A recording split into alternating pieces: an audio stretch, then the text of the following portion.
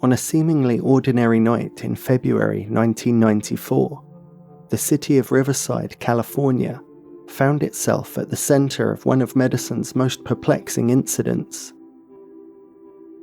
Gloria Ramirez, a 31-year-old mother known for her warmth and humor, suddenly became the focus of a medical mystery that left both hospital staff and investigators baffled, the echoes of which still resonate to this day.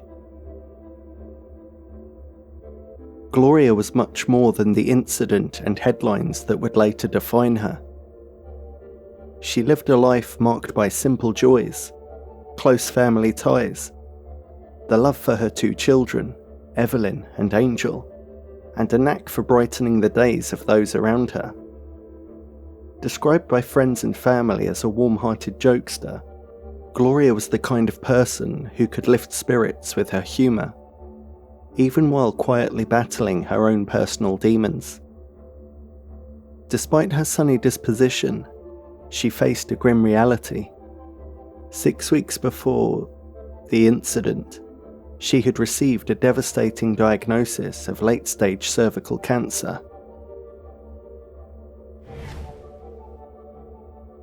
It's believed she had been going through treatment the week before, but on the evening of February 19th, 1994, Gloria's condition deteriorated rapidly. After suffering from relentless nausea and vomiting, Gloria's boyfriend, Johnny Estrada, called for an ambulance because she was now having trouble breathing and suffering from heart palpitations. Upon arrival at Riverside General Hospital, Gloria was immediately rushed into the emergency room. Although conscious, when doctors evaluated her, Gloria appeared disoriented and couldn't answer basic questions. She was barely able to respond at all. She seemed delirious. Her breathing became laboured and her heart raced uncontrollably while her blood pressure began to drop. The medical team sedated her to calm her and tried to stabilise her heart rate, but when this proved ineffective, they prepared to use the defibrillator. The events that unfolded next would transform Gloria's case into what can only be described as medical legend. As the emergency team worked frantically to stabilise her, several unusual observations began to emerge. As they opened her shirt to apply the chest paddles, staff noticed something unusual. Gloria's skin was covered with an oily, glossy substance that seemed too thick to be perspiration. Some reports state that the oily substance seemed to be coming from her skin, like her body was producing it, while others state that it was merely present when they opened up her shirt. The next strange occurrence was when an overwhelming, fruity, garlic-like odour emanated from Gloria's mouth. Not the mild scent of someone who had eaten garlic, but an intense, unmistakable stench that permeated the emergency room. With Gloria's condition deteriorating rapidly, the team continued their life-saving efforts despite the oily skin and intense garlic odour. Nurse Susan Kane drew blood from Gloria's arm and was immediately struck by an overpowering chemical smell reminiscent of ammonia coming from the syringe. She passed the sample to medical resident Julie Gorginski, who clearly observed small crystals floating in the extracted blood, which she found most perplexing. The ominous atmosphere in the trauma room was underscored by the fact that not only was Gloria's condition critical, as she now went into full cardiac arrest, but at the same time, several medical personnel began experiencing severe physiological symptoms. As the 2 medical professionals began discussing the strange crystals floating in Gloria's extracted blood, Nurse Kane suddenly collapsed. The attending physician, Dr. Okoa, caught her as she fell. When revived, Kane complained that her face felt like it was burning. Shortly afterward, Julie Gorginski reported feeling nauseous, stepped into the hallway, and also fainted at the nurses' station. Simultaneously, Maureen Welch, the respiratory therapist administering oxygen to Gloria, lost consciousness as well. With 3 staff members unconscious and others beginning to feel unwell, the hospital suspected a gas leak and evacuated the entire emergency wing. Patients were moved to the parking lot, while Dr. Okoa and a few others stayed with Gloria, continuing resuscitation efforts. Despite their attempts, Gloria Ramirez was pronounced dead at 8:50 p.m, just 35 minutes after her arrival. However, her death was only the beginning of an investigation that would run on for months and raise far more questions than answers. The events in the trauma room didn't end with Gloria's passing. In the chaotic aftermath, dozens of hospital staff members reported experiencing a range of alarming symptoms. Now believing Gloria might be the source of the problem, hospital staff double-bagged her body and moved her to a quarantine room where they sealed her in an aluminium casket as a precaution. Shortly after, Sally Balderas, one of the workers who transported Gloria, began vomiting and complained of a burning sensation on her skin. A hazmat team arrived at approximately 11 p.m. and thoroughly investigated the emergency wing to look for both purposeful and accidental causes for the anomaly. After thorough investigation, they found no evidence of gas, chemical, or biological contamination. A total of 23 out of the 37 emergency room staff reported experiencing at least one symptom. 5 of them required hospitalization overnight. Among them, Balderas faced episodes of tremors and intermittent apnea during a 10-day hospital stay. The most severely affected was Gorginski, who spent weeks stuck in intensive care. In addition to apnea, she developed hepatitis, pancreatitis, and avascular necrosis, a condition where bone tissue deteriorates due to a lack of blood supply. In her case, the avascular necrosis affected her knees, which needed 2 operations and left her wheelchair-bound for several months. This was a woman in her 30s who previously had no medical issues and was perfectly fit and healthy before the exposure. The harrowing experiences of affected staff added an even deeper layer of mystery to the case, as they all recalled the pungent chemical odour that seemed to have been a harbinger of the unfolding disaster. In the wake of the tragedy, investigators from local, state, and federal agencies converged on Riverside General Hospital. Their mission was to uncover the cause of the inexplicable symptoms and determine whether any foul play was involved. 1 week after Gloria's death, medical examiners conducted an initial autopsy. They waited to allow time for any potential biological agents to become inactive and performed the procedure in hazmat suits. Surprisingly, they found no traces of chemical or radioactive elements that could explain the emergency room incident. The only substances detected in Gloria's system were Tylenol, lidocaine, codeine, and Tegan, nothing out of the ordinary for a woman in her position. Tegan, an anti-nausea medication, breaks down into amines in the bloodstream, which could explain the ammonia smell detected in her blood sample. However, this didn't account for the crystals observed in her blood, or the symptoms experienced by the hospital staff. The autopsy determined that Gloria died from heart complications stemming from kidney failure. They proposed that the advanced cancer and her medications had led to kidney failure and early-stage liver failure, causing toxic buildup in her system and eventually heart problems. But again, kidney failure alone couldn't explain why 23 members of staff had been afflicted at all, let alone so severely by Gloria's mere presence. 5 weeks later, a second autopsy was conducted, this time collecting more extensive samples. Much like the first autopsy, they ultimately concluded that Gloria died of kidney failure. Concurrently, the Department of Health investigated the hospital, but found nothing unusual. As for explanations as to what happened to the medical staff attending Gloria, and others in the vicinity, one of the early hypotheses put forward was that the strange symptoms experienced by the medical staff were the result of mass hysteria.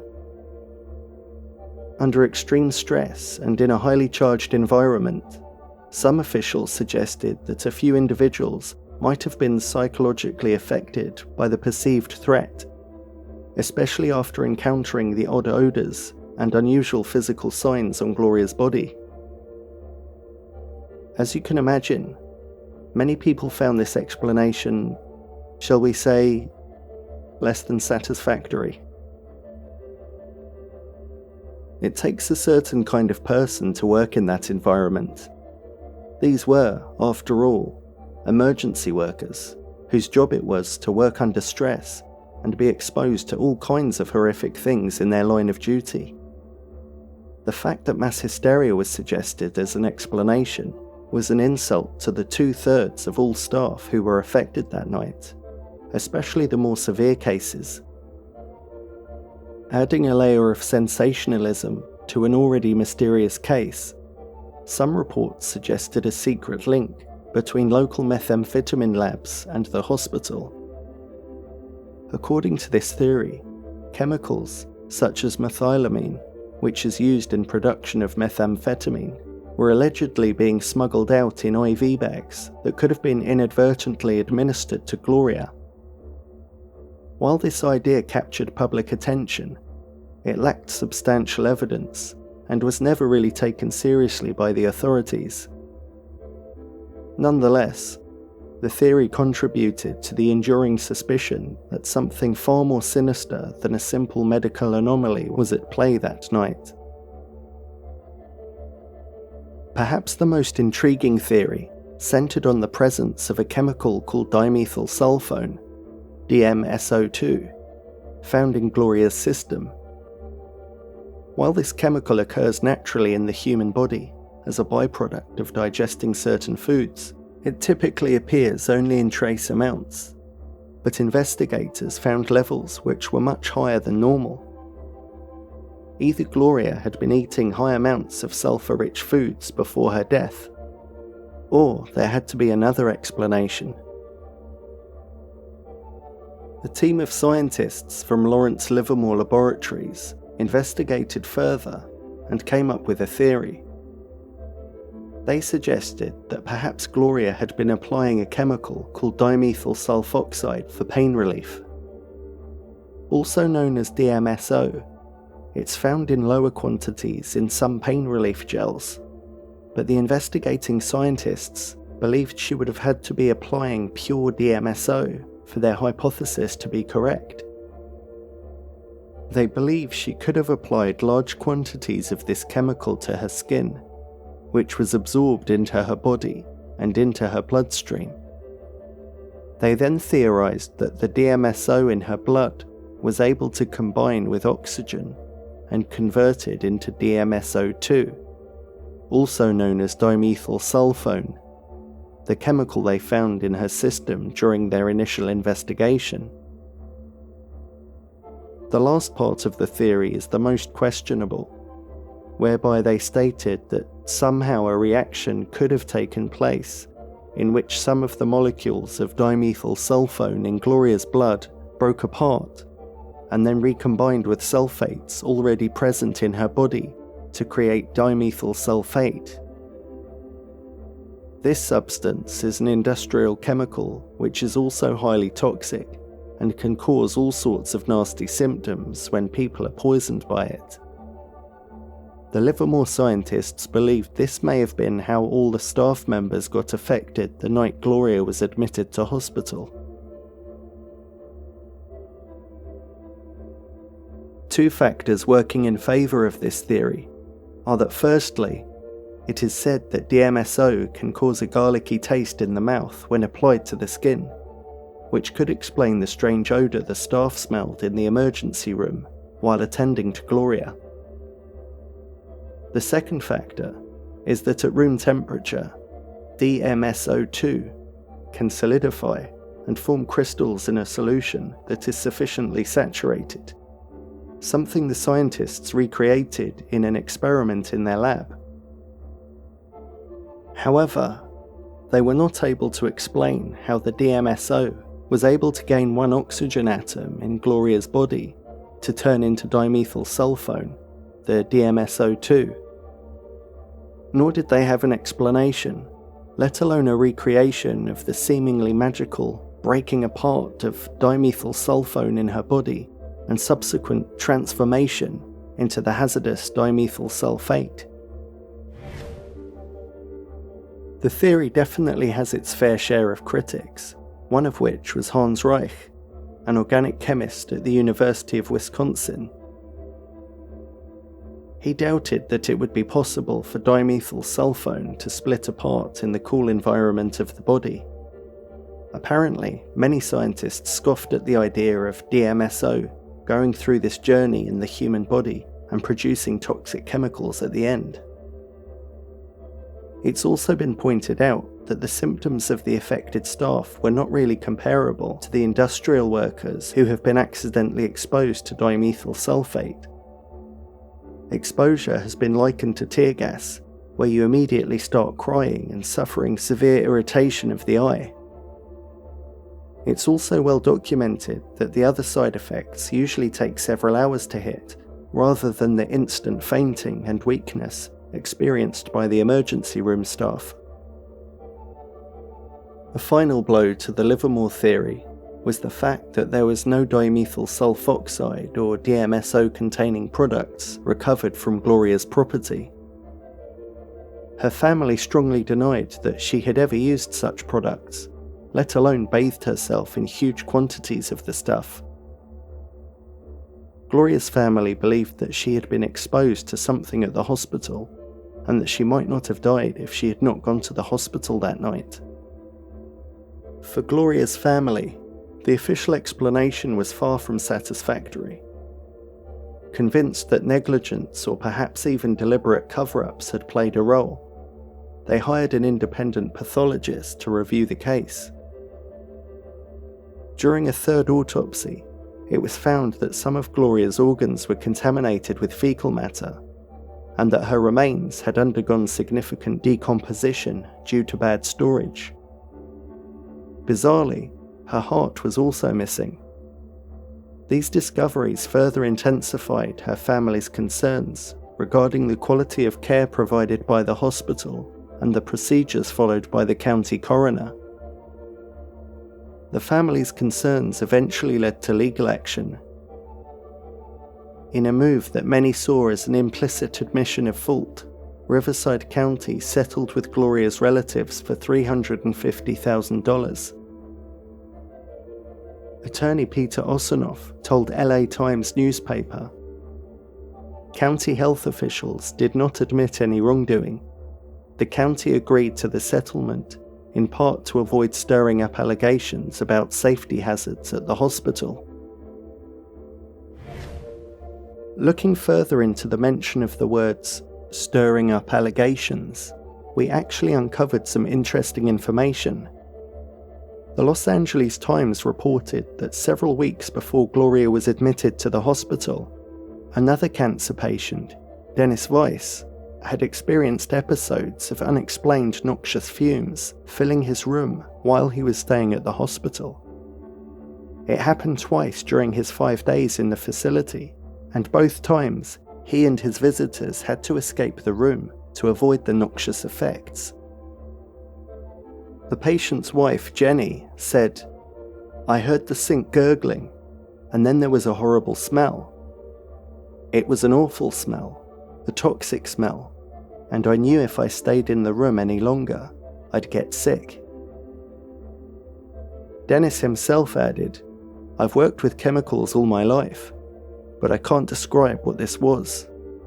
I've never smelled anything like it."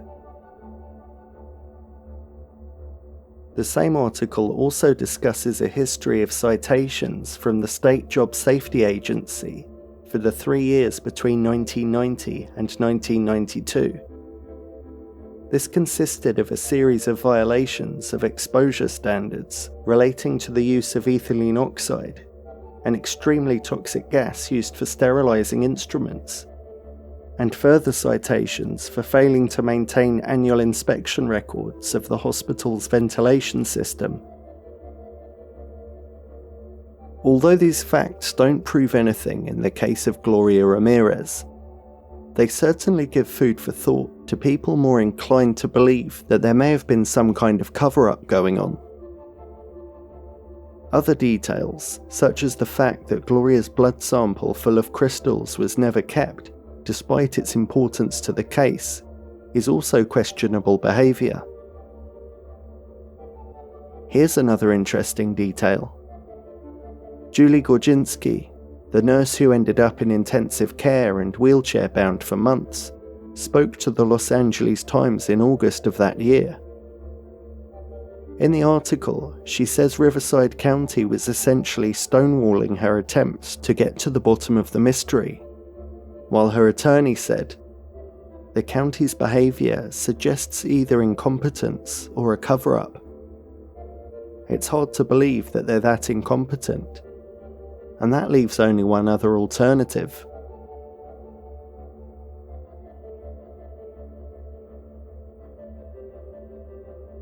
In that same article, discussing that night in the emergency room when Gloria died, Julie claimed that when she was later treated at a different hospital, a doctor and a nurse there noted strange crystals in her blood too. The final honourable mention in terms of conspiracy theory fuel is the fact that the original coroner investigating the case, Stephanie Albright, died from a self-inflicted gun wound a few weeks into the investigation. 3 decades later, the case of Gloria Ramirez remains one of the most debated and mystifying events in modern medical history. The image of a young woman battling terminal cancer, only to become the unwitting catalyst for a cascade of unexplained illnesses among those trying to save her, continues to captivate and disturb. This story is a potent mix of tragedy, mystery, and controversy. On one level, it's the heartbreaking account of a woman who, despite her vibrant personality and the love of her family, was overwhelmed by a brutal disease and a series of extraordinary events. On another, it's a case study in how medical science, no matter how advanced, can sometimes be confounded by nature's unpredictable twists. In the end, while the official reports may have closed the chapter on her medical records, the story of Gloria Ramirez continues to prompt reflection, discussion, and a search for truth that, for many, remains painfully unfinished.